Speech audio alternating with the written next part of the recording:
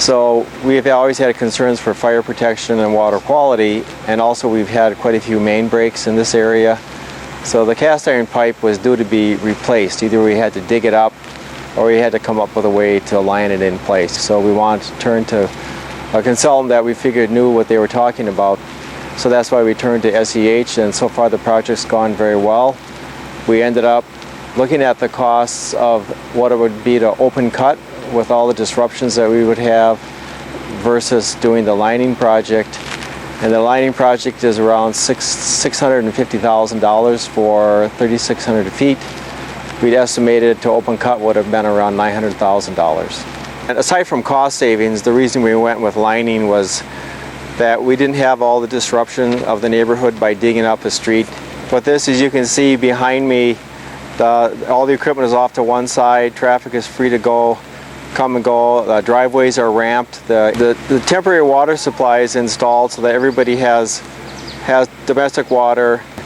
We've had no complaints from not only the 70 people that are impacted that are right now on temporary water, but also the neighborhood that has to get through this way. So that's one of the other reasons that we chose to go with the lining, is just because of the volumes of traffic that we have in some of these streets.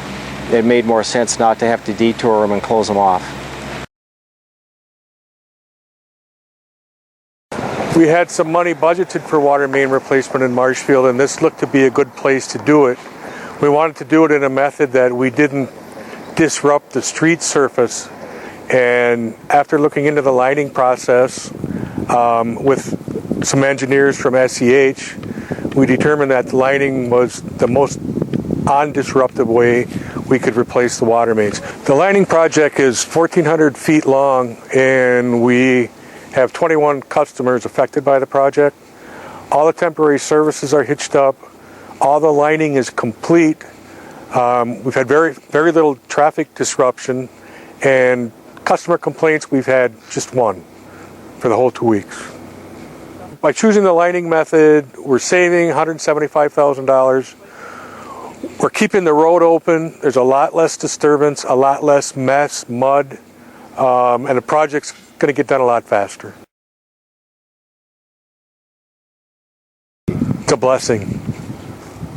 That's 3, but I got them all.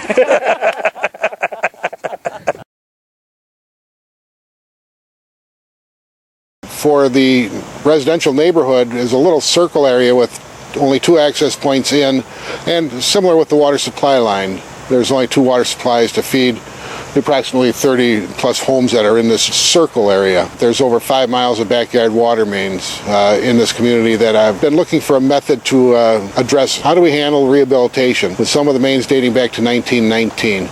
And in this case, we've had 4 specific failures. One property had 3 feet of water in a basement, and another one experienced some problems with their computers. And these failures, we've narrowed that area down for the rehab part, or approximately 1,200 feet of pipelining in this case. Dig and replace is not really a method after you take a look at the alignment, and whether it be some of the landscaping, or actually in some areas, some of the sheds or other buildings that are built within the easement area. Accessibility is extremely limited in some cases. This method of technology and the pipelining is more non-invasive to the yards. It's not possible to do under the open cut method. This technology kind of leads us into the best method to rehab those water mains. If you had to sum your experience on the project up in one word, what do you think it would be?